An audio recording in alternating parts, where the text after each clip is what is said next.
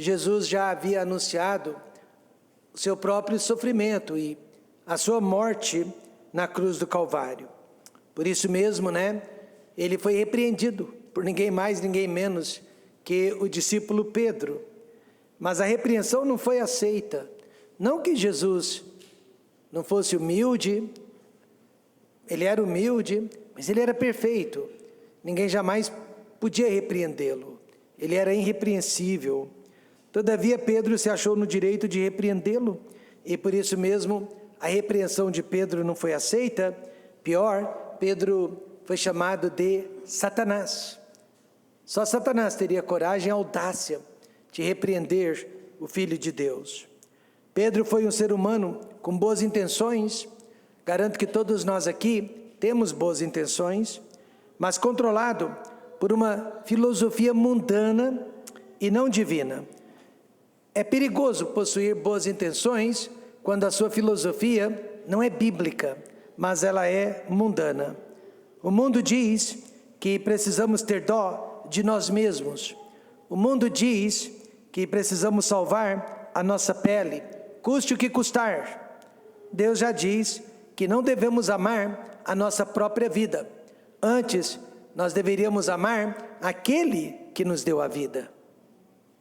Eis aqui a grande diferença de filosofia. O mundo, ame-se a si mesmo.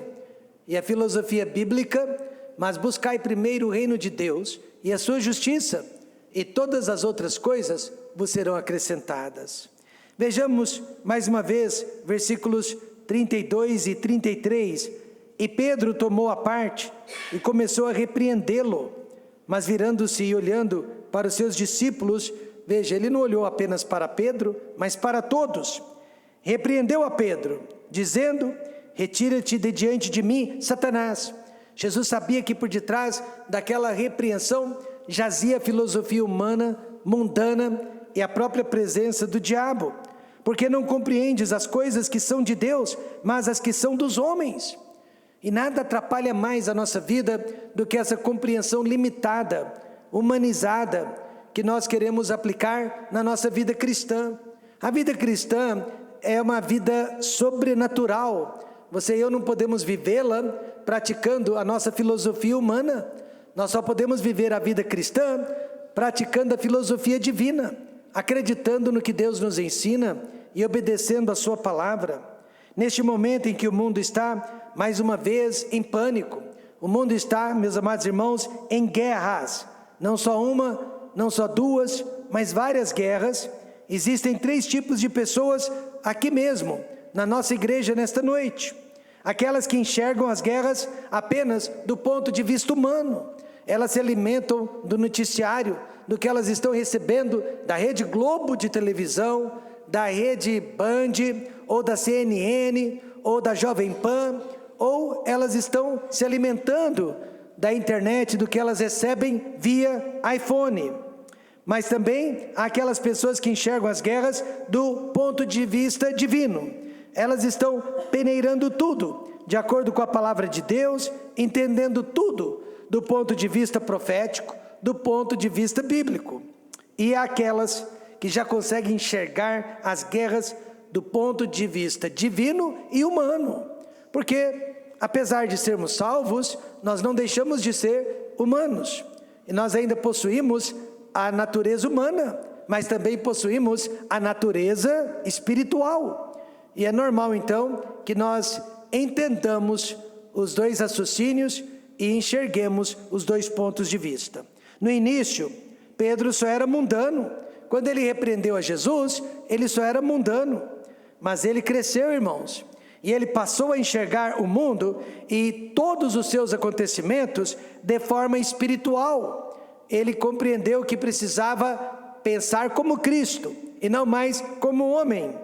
E ele próprio nos diz em 1 Pedro 2, verso 11: amados, peço-vos como a peregrinos e forasteiros, porque é isso que nós somos. A cada aniversário nós estamos expirando o nosso tempo sobre a face da terra. Parabéns pelo seu aniversário, parabéns por mais um ano de vida. Mas as pessoas também poderiam dizer: parabéns por um ano a menos de vida. porque cada ano a mais é um ano a menos, cada batimento cardíaco a mais é um batimento a menos. E a verdade, meus amados, é que nós somos peregrinos, nós somos passageiros neste mundo, e por isso Pedro diz que vos abstenhais das concupiscências carnais que combatem contra a alma, ou seja, os nossos desejos, a nossa vontade própria, o nosso pensamento, o nosso raciocínio humano, estão realmente combatendo contra o Espírito Santo de Deus que habita em nós. Então Pedro chegou à conclusão de que a vida é temporária e que por isso nós não pertencemos a este mundo. Isso é incontestável. Nós não pertencemos a este mundo e nós todos estamos aqui de passagem. Ninguém pode negar este fato.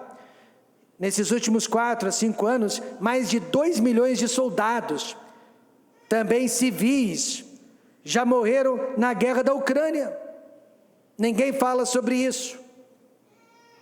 Porém, mais de 2 milhões de pessoas perderam a sua vida por causa dessa guerra, sem começo, sem meio e sem fim. E apesar dessa realidade, as pessoas ainda querem viver sem pensar sobre a morte. Elas querem viver sem pensar sobre a eternidade. Elas querem viver sem pensar no inferno. Mas a realidade, ela sempre se impõe e nós não temos como fugir dela. Vamos morrer com guerra ou sem guerra. Vamos morrer com pandemia ou sem pandemia. Vamos morrer com doença ou sem doença.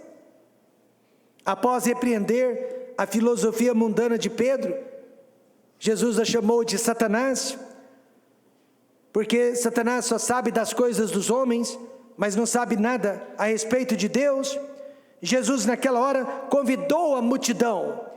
Ele se virou para os seus discípulos e para a multidão, e ele os convidou para que abraçassem a vida cristã, com todos os seus benefícios, mas também com todos os seus custos. E eu quero perguntar para você nesta noite, quanto custa ser um cristão nos dias de hoje? Quanto custa ser um cristão na época do frio? Porque, pelo que eu ouvi dizer, veio uma frente fria e nós vamos experimentar o frio nos próximos dias e meses. Quanto custa ser um cristão na época de chuva? Quanto custa ser um cristão na época de vacas magras e na época de vacas gordas? Quanto custa ser um cristão quando nós estamos bem de saúde ou quando nós estamos debilitados? Quando nós estamos bem financeiramente ou quando nós estamos necessitados? Primeiramente, custa uma vida de prática, custa uma vida de perdas e custa uma vida de promessas. É assim que nós vivemos a vida cristã neste mundo, praticando os ensinamentos de Jesus Cristo. Amém, irmãos? Sofrendo perdas por amor ao Senhor Jesus Cristo e confiando nas promessas da palavra de Deus. Pois a partir do momento que você decide não praticar mais, deixou de ser cristão. Você decide não perder nada por amor a Deus, deixou de ser cristão. E não acredita mais nos ensinamentos, nas promessas da palavra de Deus, deixou de ser cristão. Então nós vamos ver, em primeiro lugar, Jesus nos convida a uma vida de prática. Não uma vida apenas de fala, não uma vida apenas de demonstração, mas uma vida de prática. Ele disse, chamando assim, não só os discípulos, mas a multidão, disse-lhes: se alguém quiser vir após mim, negue-se a si mesmo e tome a sua cruz e siga-me. Esse convite foi feito mundialmente, não só para os discípulos que haviam sido escolhidos a dedo por Jesus, mas a multidão, quem estivesse ali, estava sendo convidado. E ele deixa bem claro, meus irmãos, que a vida cristã, ela precisa ser um ato voluntário. Não adianta ficarmos incentivando, animando as pessoas, porque cabe a cada uma delas decidir de que forma vai viver para Jesus, servir Jesus e amar Jesus. Eu já aprendi depois de muitos anos no ministério que a vida cristã não pode ser um ato coercitivo. Não há como obrigar, não há como forçar, não há como espremer as pessoas. Elas precisam desejar estar na igreja, desejar evangelizar, ganhar almas, desejar entregar suas ofertas e seus dízimos, desejar participar dos cultos, desejar amar uns aos outros, desejar perdoar uns aos outros e desejar ouvir a pregação da palavra de Deus e permitir que ela penetre o coração. A vida cristã começa com um ato voluntário e terminará com um ato voluntário. Se alguém quiser vir após mim, e também poderíamos ler o contrário, se alguém também não quiser vir após mim, é tudo um ato voluntário. Ninguém consegue ser um verdadeiro cristão, senão por sua própria vontade. A vontade é condicional. Jesus disse, se alguém deseja vir após mim. Então, nesta noite, se você realmente deseja viver por Jesus Cristo, preste atenção aos custos, antes de pensar apenas nos benefícios. É possível, sim, fazer parte do cristianismo nesta noite, mas sem fazer parte do discipulado cristão, sem querer crescer no conhecimento e na graça do nosso Senhor Jesus Cristo.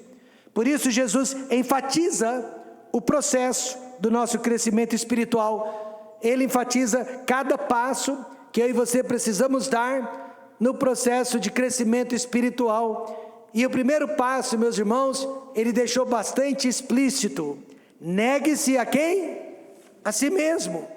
Só que nós estamos negando a igreja, nós estamos negando os irmãos, nós estamos negando a prática da vida cristã, nós estamos negando a comunhão diária com Deus, nós estamos negando o reino de Deus e a sua justiça, mas não negamos a nós mesmos. E no entanto, o primeiro passo da vida cristã é negar-se, negar a si mesmo.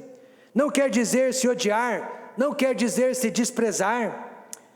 A expressão que Jesus usou no grego, negar, quer dizer se desconectar de alguma pessoa que o esteja impedindo de servir a Deus, e geralmente essa pessoa é você mesmo, é o seu eu, é o seu ego, é a sua própria pessoa, ou se desconectar de algum grupo de pessoas, ou de algum lugar, ou de alguma atividade, ou de alguma ideia, que estejam porventura impedindo a sua dedicação e a sua consagração ao reino de Deus. Então aqui no caso, Jesus deixou claro que é o nosso próprio eu. Negue-se a si mesmo, com todas as suas vontades, com todas as suas ideias e com todos os seus desejos. E se nesta noite nós fôssemos jogar o jogo da verdade, e cada um de nós dissesse a verdade, alguns aqui teriam que dizer: eu não teria vindo à igreja se pudesse ter escolhido, minha vontade era de estar em outro lugar. Alguns conseguiram fazer a vontade deles, e por isso não estão. Talvez você não tenha conseguido fazer a sua, mas a verdade nua e crua é que a vida cristã depende de um ato voluntário da nossa parte. Se não houver uma autoabnegação, nunca jamais haverá consagração. A salvação não vem pelas obras, não vem por meio do nosso esforço, mas certamente a vida cristã depende das nossas obras, depende do nosso esforço.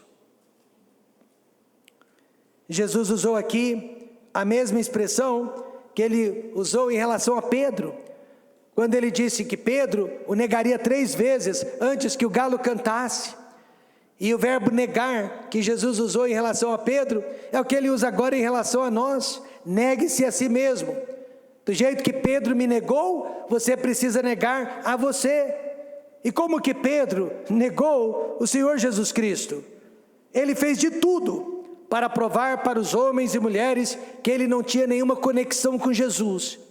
Ele fez de tudo para mostrar que não havia nenhuma intimidade entre ele e Jesus.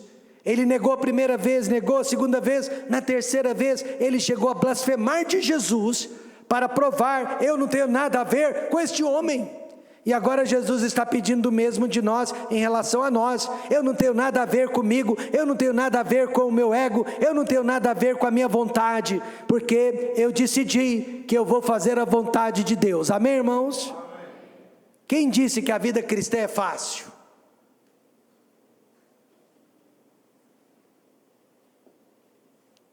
Precisamos negar a nós mesmos, ou seja, nós não temos direito de propriedade sobre as nossas vidas. Nós não somos donos do nosso próprio nariz. E Jesus quer nesta noite que nós neguemos a nossa autossuficiência, a nossa autoconfiança e principalmente o sentimento de que mandamos em nós mesmos. Quando a mãe de Moisés, Joquebede, e foi sobre ela que falamos nesta manhã, colocou Moisés em um cesto no rio Nilo, ela não estava negando o seu filhinho, ao contrário, ela estava negando o direito dela sobre o seu filhinho. Ela sabia que não tinha nenhum direito sobre ele, porque se ficasse com ele, ele seria morto pelos soldados egípcios. Mas também se o colocasse no rio Nilo, ele corria o perigo de ser devorado pelos crocodilos, pelos animais. Então, meus irmãos, foi um ato voluntário de uma mulher que reconheceu, apesar dele ter nascido das minhas entranhas, eu não tenho direito sobre ele, ele não me pertence. E ela o entregou aos cuidados de Deus.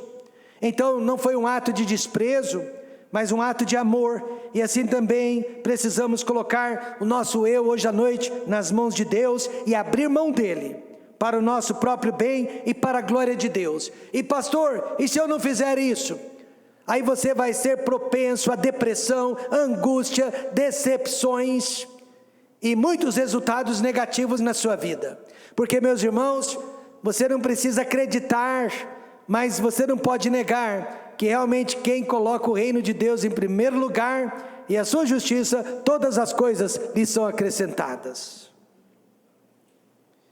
Enquanto as nações não entram em acordo, e elas não entram, a respeito das guerras, eu tenho aconselhado as pessoas ansiosas, angustiadas, a negarem a si mesmas. Elas me procuram precisando de psicotrópicos, de tratamento terapêutico, às vezes psiquiátricos. E eu, como pastor, digo: você precisa negar a si mesma, deixe o seu destino nas mãos de Deus. Enquanto você tentar controlar a sua vida, o seu destino e o dia de amanhã, você vai sofrer muito mais do que aqueles que já deram o controle nas mãos de Deus. Isso não significa, de forma alguma, passividade. Você ficar esperando pela vontade de Deus de braços cruzados.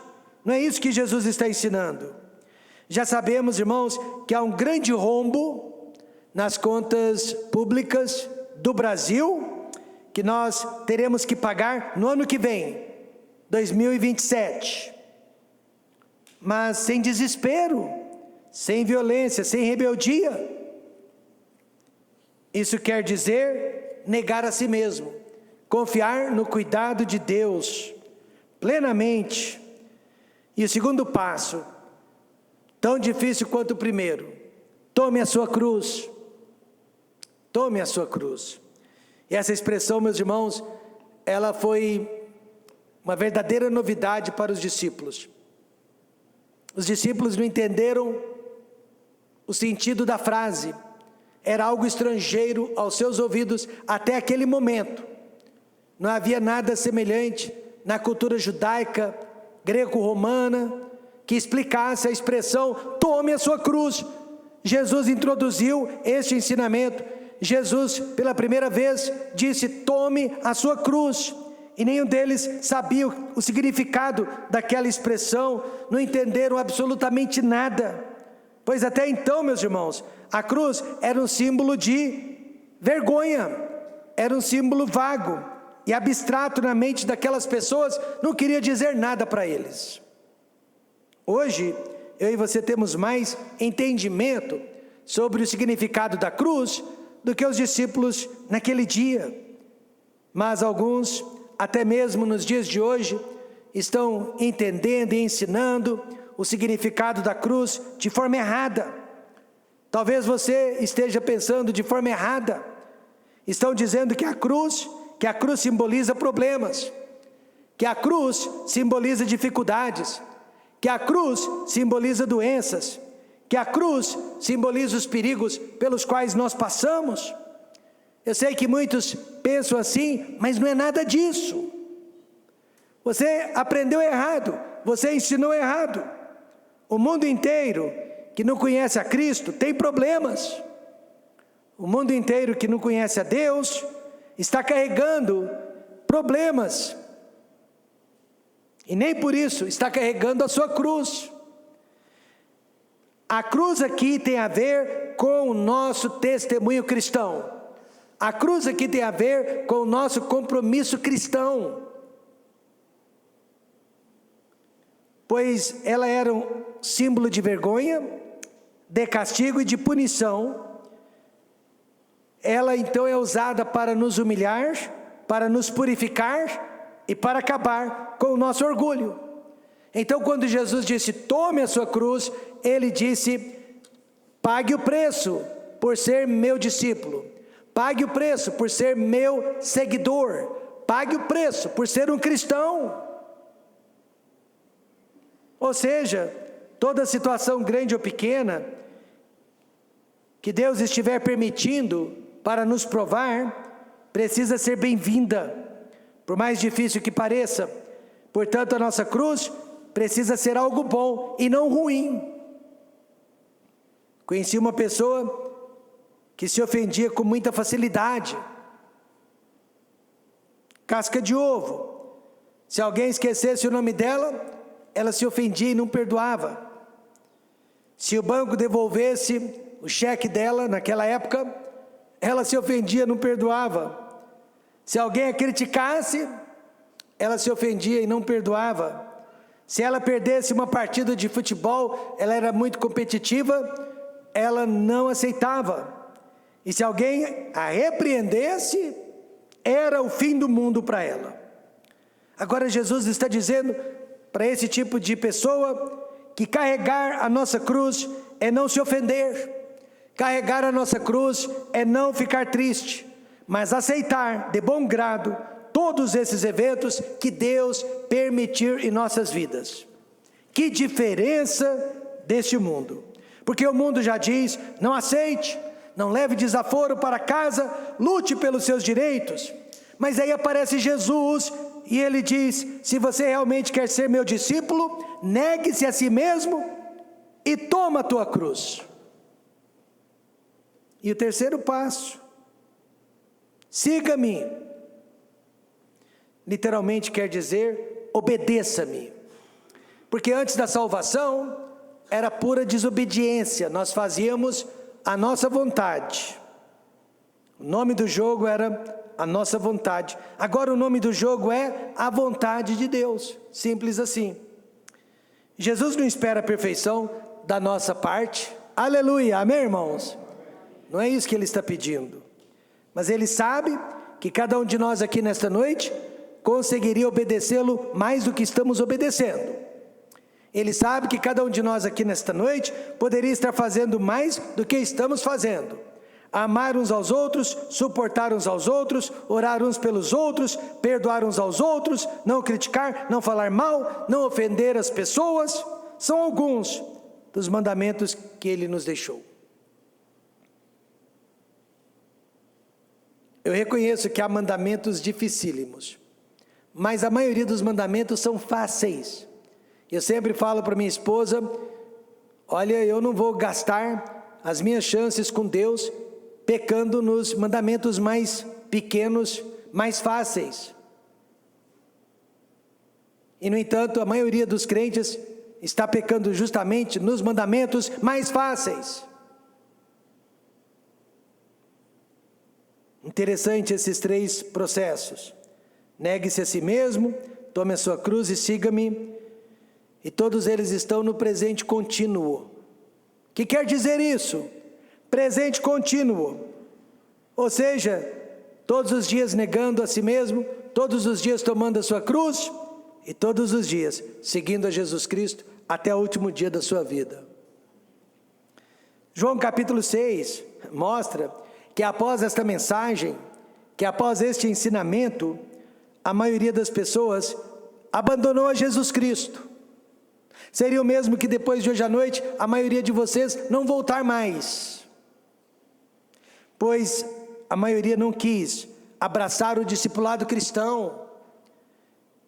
Eles queriam apenas a vida física, que Jesus prometia com a sua cura, e o pão material, mas não os seus ensinamentos. Por isso que João 6:66 diz: desde então muitos dos seus discípulos tornaram para trás e já não andavam com ele. Quanto custa ser um cristão nos dias de hoje? Custa viver o que Jesus nos ensina. Veja, em segundo lugar, Jesus nos convida a uma vida de perdas. Sério? Veja o verso 35. Porque qualquer que quiser salvar a sua vida, perdê-la-á. Mas qualquer que perder a sua vida por amor de mim e do Evangelho, esse a salvará. Sobre a vida, Jesus ensinou que há apenas duas maneiras de vivê-la. Nesta noite nós estamos vivendo de uma forma ou da outra. Temos que escolher, tentando salvar a nossa vida através de todos os meios e esforços, ou se entregando completamente à vontade de Deus. Paulo, o apóstolo, optou pela segunda escolha. Veja o que ele disse: mas em nada tenho a minha vida por preciosa, contanto que cumpra com alegria a minha carreira e o ministério que recebi do Senhor Jesus, para dar testemunho do Evangelho da graça de Deus. Eu já fiz essa decisão 1000 vezes. E se Cristo não voltar nos próximos anos, ou não me levar, vou fazer mais 1000 vezes, porque é uma decisão diária. Não adianta tê-la feito no domingo passado, eu preciso fazê-la todos os dias. Abraão foi reprovado pelos seus vizinhos, porque ele saiu sem um mapa nas mãos, ele saiu de casa sem um destino, apenas confiando nas promessas de Deus. A rainha Esther tinha a opção de ficar calada, quietinha no seu canto, dentro do palácio, mas ela arriscou a própria vida para salvar uma nação inteira. E assim também nós, nesta noite, temos a opção de viver a vida na sua plenitude, ou de ficarmos fugindo de tudo aquilo que não gostamos e que nos dá pavor. Você sabia que durante a pandemia, vários representantes, vários funcionários da área de saúde abandonaram o trabalho com medo do coronavírus? Eu fiquei sabendo, por exemplo, que 70 funcionários da área de saúde de uma das nossas cidades abandonaram o seu trabalho durante a pandemia. Pior ainda, são aqueles que abandonaram, você se lembra dos asilos na Espanha? Todos fugiram dos asilos, deixando os velhinhos, os idosos, morrerem por falta de cuidado. Esses são aqueles que estão tentando salvar a vida deles, custe o que custar. Mas por outro lado, na mesma época na cidade de Goiânia, meus irmãos, 30% das pessoas infectadas eram os trabalhadores da área de saúde, eram os médicos, as enfermeiras, eram profissionais da área de saúde que não tiveram a vida deles por preciosa, mas enfrentaram a crise com coragem. Realmente, nesta noite, quem não aceita perder a sua vida por uma causa maior, não pode ser policial, não pode ser bombeiro, não pode ser médico, não pode ser enfermeiro e muito menos cristão.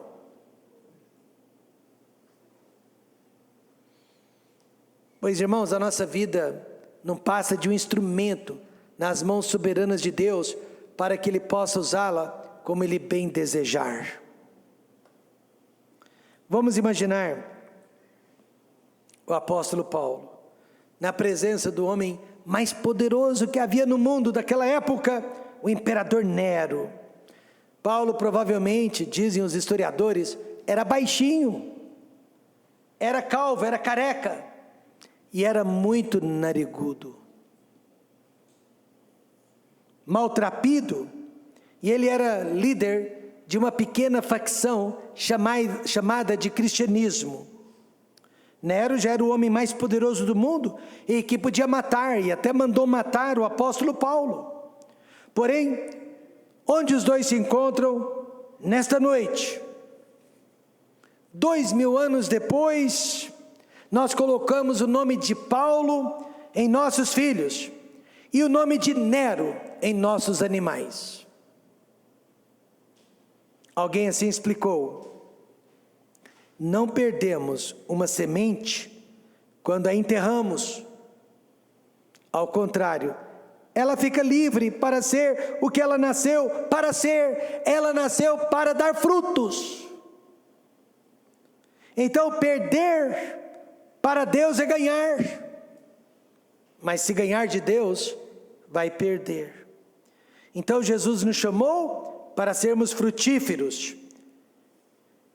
Que o corpo físico continue vivo e saudável, por quantos anos Deus permitir, mas que possamos matar o nosso orgulho, matar a nossa maldade, matar a nossa preguiça, matar a nossa indiferença, matar tudo de ruim que há em nós.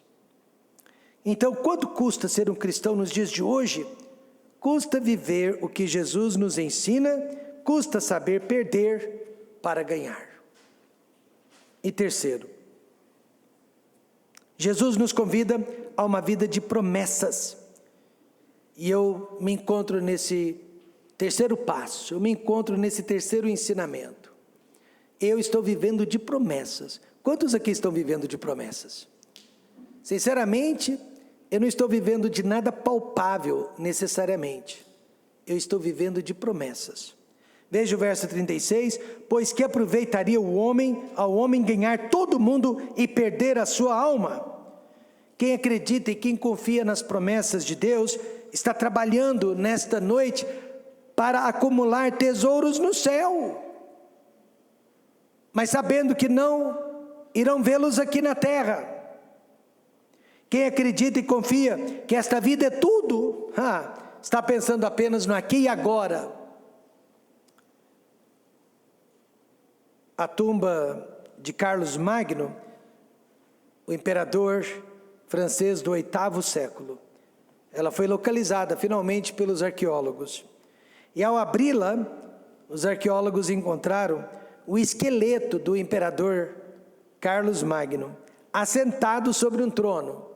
A tumba era grande, e o esqueleto dele estava sentado sobre o trono, e havia uma Bíblia aberta sobre o seu colo, e agora, apenas o osso de um dos dedos, apontando justamente para esse texto que nós lemos, Marcos 8, 36, pois que aproveitaria o homem ganhar todo mundo e perder a sua alma?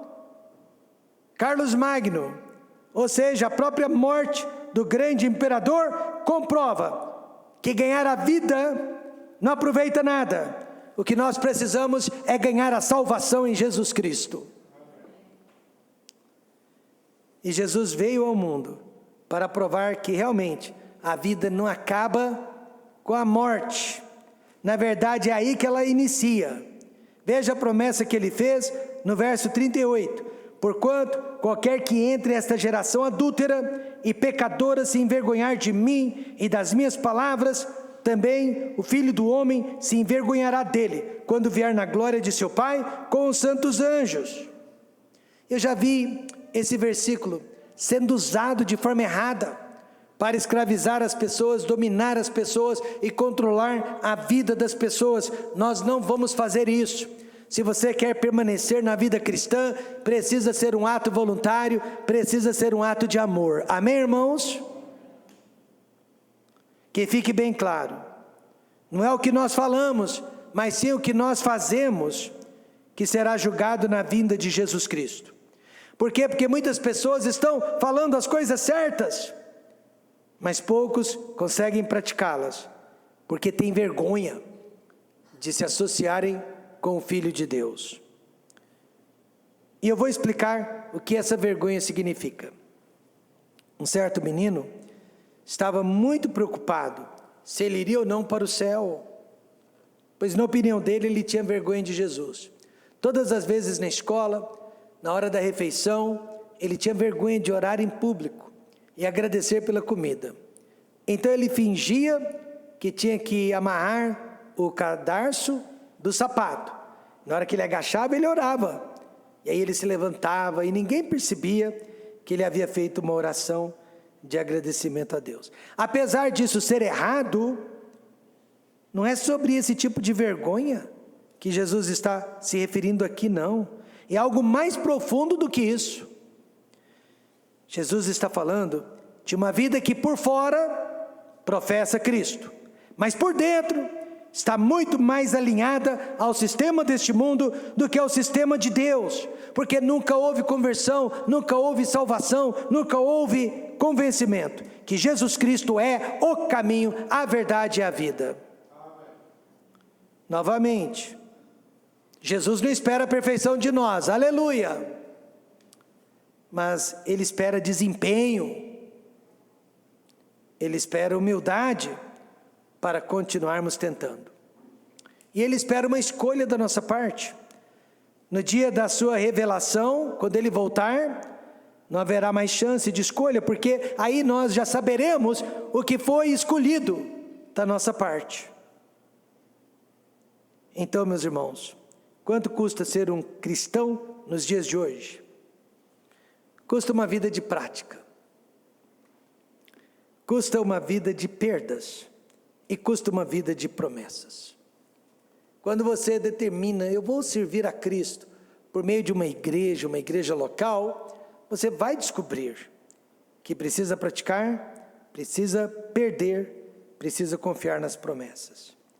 Mas vale a pena ser um cristão de verdade, pois somos perdoados não de um, não de dois, mas de todos os nossos pecados. Somos salvos de uma eternidade infindável no inferno. Somos privilegiados com orações e informações bíblicas que nenhum outro povo possui além de nós neste mundo. E com os nossos próprios olhos podemos ver o resultado da fé na nossa vida e na vida dos nossos amados. Vamos fechar os olhos.